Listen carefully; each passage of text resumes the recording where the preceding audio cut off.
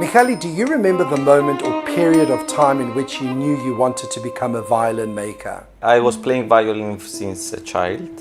I was playing also at the Cyprus Youth Orchestra. When I was looking what to do like a profession, it came to my mind to make a violin. Why not to make violins? From child I like to make small models of ships and this stuff. So I check about how you can study this, and I found the school in Italy, in Cremona. So I decided to go violin making. It's very challenging and very nice to be there in a city where the first violin maker, Andrea Amati, was born. You walk in the street, you see the house of Stradivari. In the museum, there is all the tools, the instruments, the forms. So you breathe violin every second practically. What is your favorite part of the process of making a violin? It's a long process, a process of approximately 250 working hours just to arrive at the result that's ready to varnish. First process is to choose a model. Usually we are going to the famous model like Stradivari model or Guarneri model.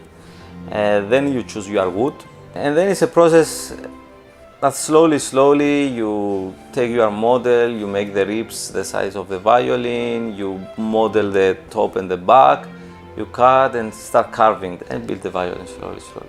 Each violin is different because you have to feel the characteristics that each wood has and make it a little bit thinner or change a little bit the arching in order to arrive in your mind at least to the sound that you want in the final stage. To the inside of the instruments there is the fire stamp that we put, and also the label that is signed and everything. But I think it's the work that is really the sign of each artist. No?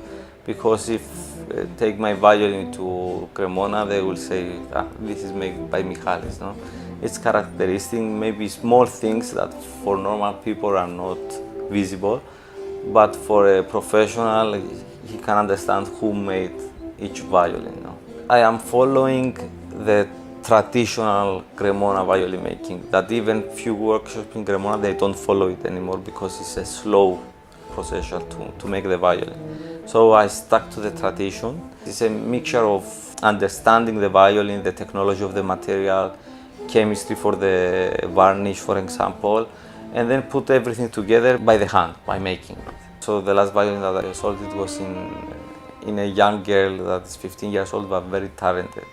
And when you see her that take your violin and produce sound, and she like it, and she can be better also, and that's very emotional. When you feel and see the connection between violin and violin player, because it's always also a matter of matching them. Not each violin is perfect for each player, no? You have to find the correct matching. And when you see that happening, it's very emotional.